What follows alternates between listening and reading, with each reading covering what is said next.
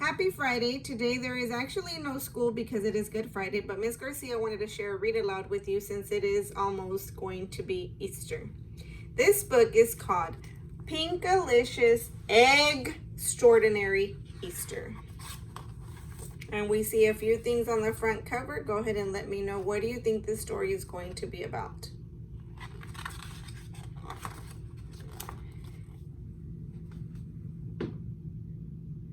On Sunday, I hopped out of bed in a hurry.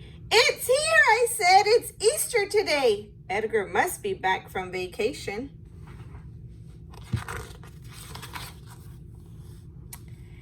Peter walked into my room, still half asleep. Who's Edgar? He asked. Who's Edgar? I said, don't you remember my friend Edgar, Easter Bunny? Peter's eyes opened wide. Are you saying what I think you're saying? Yes, I said. The Easter Bunny is a close personal friend of mine. He said he'd drop by this Easter on his way back from Ecuador.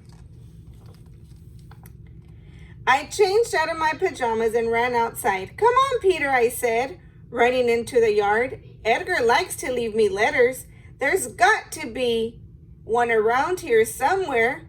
We searched and searched. Mommy and Daddy came out to help us look. I was starting to worry that Edgar had forgotten all about Easter and all about me. How do you think she feels? All of a sudden, Mommy let out a gasp. Look, she said, pointing to a small white basket poking out of from the garden. Daddy scooped it out. It's an Easter basket, he said. There's an egg here with a letter for you, Pinkalicious. I tore open the envelope. I recognized the writing right away. My dear Pinkalicious, did you ever doubt an Easter Bunny never skips out on his route? I have here a game for your family to play, a scavenger hunt that may take you all day. Just follow the clues all the way to the end, where an Easter surprise awaits for your friend. Kind regards, Edgar Easter Bunny. And the letter that Edgar the Bunny wrote, what? It rhymes. A scavenger hunt? What fun, I said. We've got to follow the clues. I reached back into the basket and pulled out another letter, this one marked number 1. It said, Clue 1 is quite simple. A fine little joke, just soar like a bird to find your first yolk. Soar like a bird, said Peter, confused. What's that supposed to mean? People don't fly, and neither do bunnies. It's a riddle, I said. We have to crack the code. Where do birds go when they're soaring in the sky? Peter thought for a second. Trees, he said. Okay, I said. Now, how are we supposed to soar into the trees? We looked at each other. The tree house, we cried.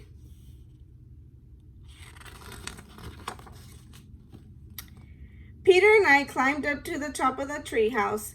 From here, we felt like birds. We looked out the window and saw a small white basket. We read the clue together. This is a hard one, I pouted. There's hardly any information at all. Edgar is being sneaky. Clue number 2. Well done, Pinkertons. You've got a good start, but this next note will test your clue-solving smarts. Maybe Edgar's being clever, said Mommy. He thinks this clue will test our smarts. Test our smarts, said Daddy. Where would we go to test our smarts? Peter started jumping up and down. I knew he had an answer. School, he shouted. My brother could be annoying, but he was one-of-a-kind genius sometimes. I so wish we could be back at school right now, too.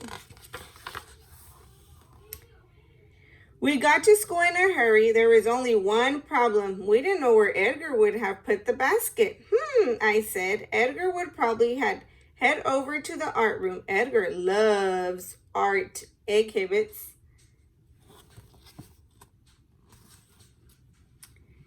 Since the building was locked, we walked around outside to the art room's window. Just as I suspected, There was a small white basket waiting there for us. Peter read the clue this time. I helped him with the hard words. Splendid, hooray. What an excellent race. It's a hop, skip, and a jump to the next hiding place.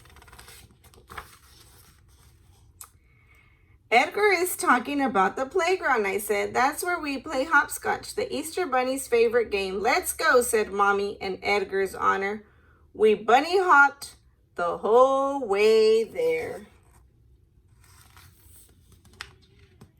This time, the white basket was hard to find. Daddy swung up high for a bird's eye view. Mommy and I dug through the sandbox. Finally, Peter found the basket. It was under the slide. We gathered around to read the note. I wonder how many of these there were left. Edgar was one hop ahead of me. Clue number 4. Don't worry, my dears. Your basket is closed. Just go to the place Pinkalicious loves most. Wait a second. The place I love most? Well, Pinkalicious, said Daddy. What place is that? I stammered. I don't know. I'm just not sure. Can't someone else pick their favorite place instead? No, you have to choose, Mommy said. Just think. You'll know what's right. I closed my eyes and used my imagination. I thought about my favorite color, pink. Pink always helps me. I asked myself what place made me think of the perfect color. I started picturing lollipops, jelly beans, gumdrops, strawberries, ice cream. I've got it, I said. Mr. Zizzle's ice cream shop. There's no place pinker in the whole wide world. When we got to Mr. Swizzle's, the door was locked. A note said, closed for Easter. Oh no, I cried. Now what are we going to do? I was sure I had figured out the last clue. My favorite place had to be full of pink. I was out of ideas. I felt like a rotten egg. It's okay, Pinkalicious, said Mommy and Daddy. Yeah, said Peter. Let's just go home. I think I have some candy in my room somewhere. Home? Home? That's when it hit me. My favorite place wasn't Mr. Zizzle's ice cream shop. That wasn't even the pinkest place in town. My very favorite place in the whole wide world was where you could find the most pink under one roof, my house. We walked all the way home as fast as we could. On the front porch was a small white basket with the pink envelope inside. I opened the envelope and read the note out loud.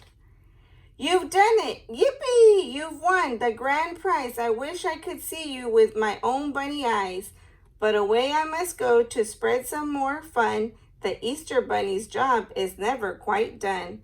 An extraordinary day this has been, you'll agree. Have an excellent Easter. Love, Edgar, the bunny.